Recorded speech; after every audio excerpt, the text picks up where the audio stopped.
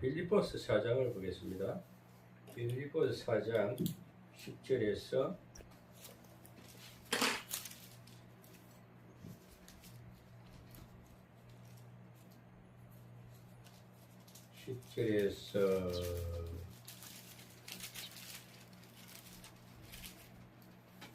14절까지 보겠습니다. 10절에서 14절. 빌립보서 봉독에 올리겠습니다. 네가 주 안에서 크게 기뻐하면 너희가 나를 생각하는 것이 이제 다시 살아나니 너희가 또한 이를 위하여 생각하였으나 기회가 없었느니라. 내가 궁핍함으로 말하는 것이 아니라 어떠한 형편이든지 나는 자족하기를 배웠느니 나는 비전에 처할 줄도 알고 공부에 처할 줄도 알아.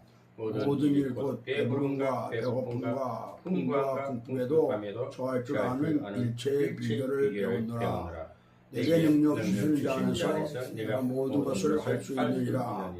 그러나 너희가 내 괴로움에 참여했으니 잘하였도다. 아멘. 아멘. 여기까지만 하겠습니다. 오늘 빌립보서 바울 사도가 쓴 서신서입니다.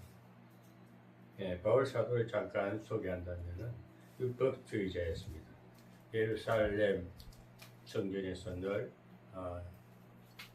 예루살렘에 올라와서 예배를 드리며 대제사장들 아주 권위 있는 그런 영적 권위를 가지고 예배드리던 것이 예수님이 오기 전에는 아주 교회의 그 영적 권세가 대단했습니다. 그런 쪽에서 를 배웠고 또 바울은 가말리엘의 문화 밑에 그 아버지 조상으로부터 배운 것이 율법에 능한 자라. 상당히 대단한 권세에 속한 자였죠. 근데 하나님께서는 바울을 다메섹 도사 사도행전 9장에 보면 다메섹 길바닥에서 성령의 강한 빛을 비춰줌으로 쓰러지고 영적으로 하나님께 체험적으로 하나님을 만납니다. 그때 바울이 지난 그때 성령의 은혜를 체험하고부터는 바울이 회심을 하게 됩니다. 지금까지 내가 신앙생활 한 것이 너무나 잘못된 것이구나. 그것을 깨닫고 복음을 전하는 진짜 은혜가 무엇이고 지금까지 행위로 구원받는다. 열심으로 교회를 섬기고 율법을 철저하게 지키던 그런 자였지만은 너무나 잘못된 걸 깨닫고는 그때부터 모든 것이 하나님의 의로 이루어지지 인간의 의로 되는 것은 아니다. 은혜라는 것은 엄청난 겁니다. 거저 받는 거 아닙니까? 그걸 깨달은 거예요. 내 노력 없이도 거저 임하는 것이 하나님의 은혜구나. 이것이 구원의 손길이구나. 자기를 택해 주셨다는 것을 그때 깨닫게 됩니다. 그 바울은 택정한 자라 그러죠. 이 성경의 인물들이 대부분 보면 다 하나님 부르심에 응한 자들입니다. 아브라함도 그렇게 부르심에 응했고 그래서 신약 공부하다 보면 칭의라는 것이 칭의는 내 인간의 의가 아니고 하나님이 일방적으로 너를 어렵다. 우리는 죄인이지만 너는 죄인이 아니다고 일방적으로 선언한 것이 법적 선언을 갖다가 칭의라 그래요. 그래서 그렇게 우리가 체험적으로 하나님께 일방적으로 부르심에 응하는 자, 그것이 구약에 있는 선지자들이고 그렇게 부름받아 가지고 하나님의 나라를 증거하게 됩니다. 그래서 신약은 예수님이 오셨다. 구약은 오실 것이다. 기대했죠. 저는 요즘도 깨달은 바가 누구처럼 설교를 좀 할 수 있는 기회도 안 주고 일을 해야 되기 때문에 아까도 우리 목사님께서 말씀하신 것처럼 일을 할 현장에서 복음을 전하는 전문의 선교사입니다. 꼭 교회에 주일을 성수해서 철저히 지키고 그 주일 성수를 잘못하면은 잘못된 것처럼 그럼 우리 예수님도 그랬어요. 심성이 되게 물에 빠졌는데 주일날에는 그 주와 짐승도 내버려 두라고 하면 안 된다 이거지. 생명 구하는 게 우선이다 해가지고 하신 그 예수님이 말씀드렸듯이 너무 우리가 원래 원칙대로 살면은 부자유합니다. 그래서 예수님께서 이 땅에 오신 목적은 자유를 주기 위해서, 그 갈라디아서에도 보면은 내가 자유를 주기 위해서 다시 율법으로 돌아가지 말라. 그래서 이제 바울 같은 경우도 그렇게 해서 복음을 전하니까 도로 예루살렘에 있는 그 자기들 아는 대제사장들이라든지 친족들이라든지 자기를 잘 아는 사람들로부터 부진자가 핍박을 받게 돼요. 그래서 오히려 베드로 같은 경우도 그 관례대로 그 안드레, 야고보, 베드로 12제자들도 그 성전에 예배 드리던 그런 사람들이 있습니다. 같은 무리였는데 오히려 베드로한테 반박합니다. 그 정도로 바울이 해시바고 때는 너 이거 잘못했다. 그래서 이제 바울은 그때부터 고난의 길을 걷게 됩니다. 엄청난 본 자손들로부터도 핍박을 받고 또 자기가 핍박했던 흩어진 무리들을 쫓아가다가 다메섹 도상에서 성령을 체험하고 이제 자기 다소 고향에 가니까 그 가서 자기가 이제 아나니아라는 선지자를 만나가지고 눈에서 비늘같이 벗겨졌다 했어요. 그 집에 회개하는 이제 육적인 것이 벗겨지고 영적으로 거듭나는 사건이었습니다. 그래서 바울의 영성을 저는 이제 주장하고 싶습니다. 성경 66권 중에 가장 인물 중에 바울을 제가 가장 존경하고 그 바울의 영성을 본받는 것이 영성신학이라고 해요. 그 바울의 실천신학이에요. 그 자기도 과거 율법주의자였고 법을 지켜서 천국 간다는 구원받는다는 그런 주장을 하던 자가 이것이 아니구나 엄청난 회심을 하게 됩니다. 그래서 바울은 그때부터 이제는 하나님의 은혜가 임하니까 믿음이 들어오더라. 그 에베소서 2장 8절에 보면 은혜로 말미암아 구원을 받는 은혜로 말미암아 구원을 선물로 받았다. 그 선물은 거저 받잖아요.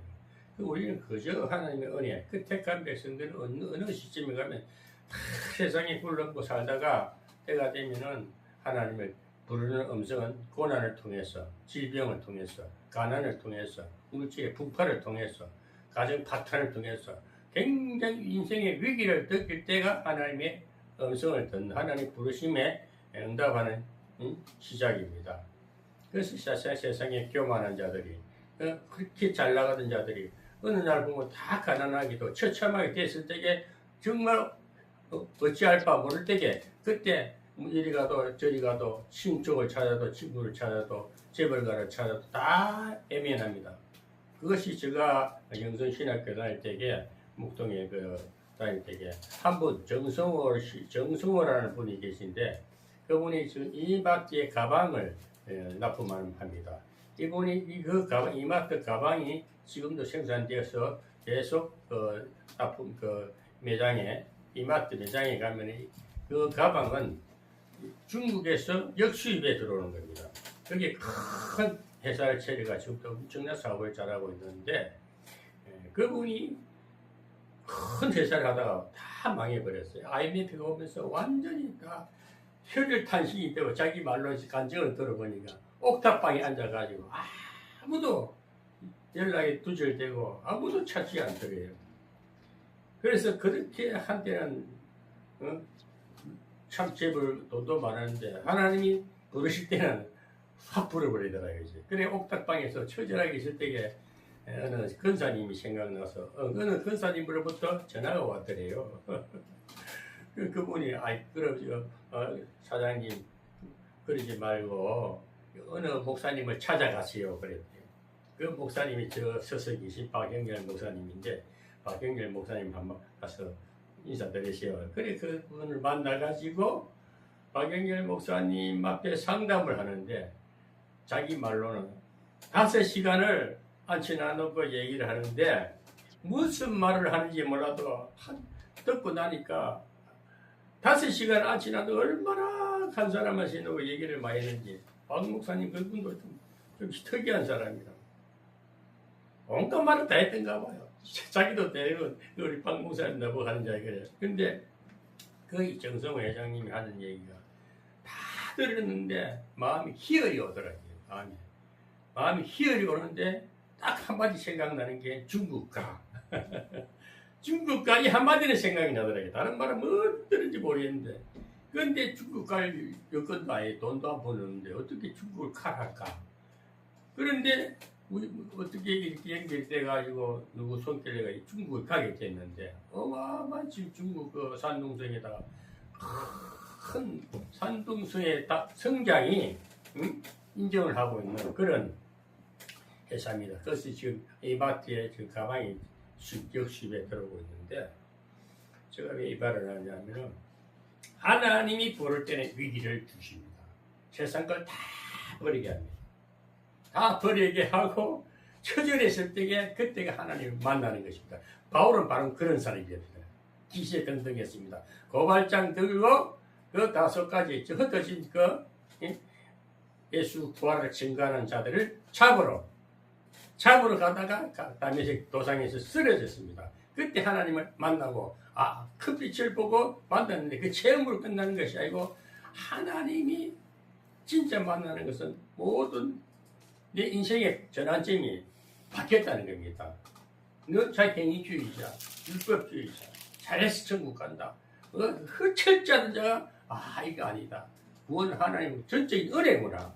그 은혜라는 것은 우리가 상상할 수 없던 말은 은혜 하죠. 실체 은혜가 아니면 우리가 아무것도 아니고요. 저도 지금도 살아가 보니까 하나님의 은혜가 아니면 내가 살아있는 존재 가치가 과연 무엇일까? 흙먼지 받지도 못하는 거 아니겠느냐. 그런데 정말 감사한 것은 정말 우리 영주부가 생각했어요. 은혜로 받고 구원을 받았으면 행함의 열매를 보여요. 그런 삶이 오늘날 대한민국의 기독교 신자들이나 목사들이 그렇지 못하다는 것을 저는 오늘 그렇게 말씀이 들려왔어요. 구원을 받았고 어디 성령을 받고 하나님을 만났으면 삶이 변화를 받고 성장되고 열매된 삶을 사회에 어디든지 빛이 되고 생명이 그러니 하나님 말씀이 살아 움직이는 하나님의 역사가 보여주는 인품이 되고 인격이 되라는 거예요. 열매된 삶을 살아가는 거예요. 그게 못하니까 누구든지 답답한 이제 설교가 나가는 거지. 그래서 저도 마찬가지예요. 저는 전문의 선교사 아예 내가 목회를 해야 된다. 이걸 내려놓고 그 은사도 그렇게 나타나고 근데 그것이 지나고 보니까 하나님의 성장 과정에 나를 함께한 증거였지 그게 전부가 아니더라 이제 은사가. 그래서 우리 인격 신앙 성장이 됐을 때는 인격이 바뀝니다.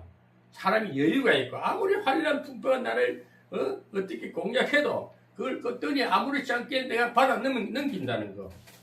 누구도 어떤 사람도 다 수용할 수 있고 간용할 수 있다. 제가 요즘도 신기하게 제 자신을 돌아보면서도 내가 이렇게 마음이 넓어져서 내가 그렇게 개방하던 사람이 그래 옹졸하던 사람이 모두 관가할 수 있고 끌어안을 수 있고 불신자든 뭐든 그 친구들이 다 네가 밝게 대하니까. 오늘 바울은 뭡니까? 바울은 4장 오늘 사절에 보면 주 안에서 항상 기뻐하라. 내가 다시 말하노니 기뻐하라 그래요. 지금 바울이 빌립보스 어디 감옥에 있는 감옥에 앉아서 기뻐하라 그래요. 빌립보 성도들 내가 다시 말을 강조하면서 다시 말을 기뻐하라. 이것이 신앙입니다. 아멘. 이것이 열매입니다. 위기나 고난 가운데 내가 잘 먹고 잘 입고 아주 여기 여행이나 가고 아주 띵까띵까 세상적으로 사는 그거는 아무것도 아니다 이거예요. 아멘. 그러나 내가 위기 가운데 감옥에 앉아서 철저히 지금 외로운 시세입니다. 누가 봐도 말도 안 되는 처절한 감옥살이 하면서도 내가 다시 말하니 기뻐하라. 신앙은 이거였어. 바울 영성을 깊이 생각하면 역시 바울은 예수님이 오신 행적을 재해석해 주는 거야. 삶으로 드러내 주는 거예요. 우리가 그런 삶을 살자는 여기서 목사님이 가만 보면 그거 하고 싶은 말씀인데 오늘 평가하는 게 다 한국교회 잘못되고 명성교회 목사님이 고향이 그쪽인지 오늘 알았어. 그런데 지금 그렇게 부정한 것들이 보이니까 우리가 그러지 말자는 거거든. 삶의 본을 보여줬어. 열매된 삶. 예수 믿는다. 교회를 축소하고 다 했는데 왜 지탄거리가 되고 왜 문제가 되고 교회가 그렇게 조롱거리가 되냐. 탄식할 일이죠. 이사야 선지자도 그래요. 너희가 그럼 조롱거려야 된다. 웃음거려야 된다요. 지금 이 구약이라 보이는 세상, 오늘 21세기에 사는 우리 이 세상은 촉감적으로, 육신적으로, 물질적으로 우리 먹고 마시고 이것은 구약 전체를 보면 이게 어둡다. 우리 마음이 어두운 상태를 말합니다. 그 신자가 뭡니까? 예수님이 성령을 오셔가지고 밝게 내 마음을 열어주니까 이 감옥에 있는 빌립보스 빌립보 감옥에 있는 이 바울이 그 처절한 가운데도 기뻐라. 우리가 위기 가운데 기뻐해야 됩니다. 아멘. 저는 그걸 주장하고 싶어요. 바울 서신을 까보면 바울이 한 날도 편할 날이 없습니다. 예? 사도행전 끝말에 보면요, 로마까지 가야 한다는 그 하나님의 계획에 그냥 순종하고 그런 거예요. 로마 가서 이태 동안 1년 동안 계속 로마 가서 복음을 전하잖아요. 그것도 한 병사가 딱 지키고 있어요. 예? 그 하마를 포절 하나 붙이나 놓고 딱 새빵 하나 얻어놔 놓고 그래가 로마에서 2년 동안 가르치기 로마서가 나온 거예요. 그때 은혜 구원은 하나님의 은혜야. 내가 그 당시 옛날에는 철저히 율법주의자였어, 권위주의자였어, 여성당원이었어. 근데 그것이 잘못됐다는 걸 깨닫고 복음을 전합니다. 그래서 이제 로마서가 끝나고 나면 사도행전이 쭉 그때부터 바울이 사도행전 13장부터 보면 전도 여행을 가잖아요. 그러니까 로마까지 갔다가 그다음부터 서신 이제 전도하면서 세우신 교회들이 빌립보고 뭐 데살로니가 교회고, 그쫙 교회를 세우고 조그마한 유럽 지역을 다니면서 복음을 전합니다. 원래 여기서 바울이 여정을 보면서 우리의 삶에 바울처럼 위기가 와도 어떤 상황에도 빵긋빵긋 웃어야 됩니다. 얼굴이 펴져 있어야 돼요. 마음이 기뻐야 됩니다. 조금 위기가 온다고 인상 찌버리고 죽는다고? 아니다 이거지. 항상 기뻐해라. 아멘. 다시 말하면 기뻐해. 제가 아침에도요. 아침에 이제 휴일이 아닌 날은 아파트 정문에 저쪽에 하나 서가지고 교통지도를 해요. 학생 애들이 오고 가고 하니까. 근데 부모님들이 애기들을 이렇게 데리고 가고 해요. 근데 어느 아주머니 한 분은 항상 얼굴이 확 웃고 다녀요. 저분은 뭐가 저리 좋아서 항상 밝아. 그래서 신기하다. 우리 반장, 저 양반한다. 매일 확 웃어요. 내가 마음이 그냥 기쁘다니. 항상 그렇대. 그 얼굴을 보면 내 마음이 그냥 어두웠던 내 마음이 확 살아나는 거죠. 우리가 아무리 세상이 이렇고 저렇고 저쩌고 정치가 어떻고 해도 나는 기뻐하자. 항상 기뻐하고 펴 있어야 돼요. 감사해야 됩니다. 난 그걸 바울려서 바로 그겁니다. 우리 성경을 막 해석하려 싶어. 나 요즘 실망스러운 게 나 얘기를 말씀을 거론하기 쉽지 않은데 성경을 너무 불이하지 마시고 이리저리 따가지고 연결해가지고 주술 끼듯이 하지 말고 그냥 대목 꺼놓고 기뻐하라. 바울 영성이 뭡니까? 오늘도 주 안에서 크게 기뻐하면 그래 놓고 내가 주 안에서 기뻐하고 감옥 안에서 하는 이야기입니다. 기뻐하면 너희가 나를 생각하는 것이 이제 다시 싹이 납니다. 이게 뭡니까? 다시 생각나는 거예요. 너희들이 나를 다시 싹이 나면 이제 다시 싹이 납니다. 너희가 또한 이를 위하여 생각하였으나 기회가 없었느니라. 내가 지금 감옥에 있기 때문에 너희들 만날 수 없으나 너희들은 나를 위해서 기도하고 있다는 마음의 기쁨이 샘솟는 것을 우리 역설적으로 해석할 수가 있는 것입니다. 그러면서 내가 궁핍보라 말하는 것이 아니라 내가 궁핍이 뭡니까? 처절한 정말 심령으로도 피폐한 상태 아닙니까? 어떤 형편이든지 나는 자족하기를 배우노니 하며 일체의 비결을 배웁니다.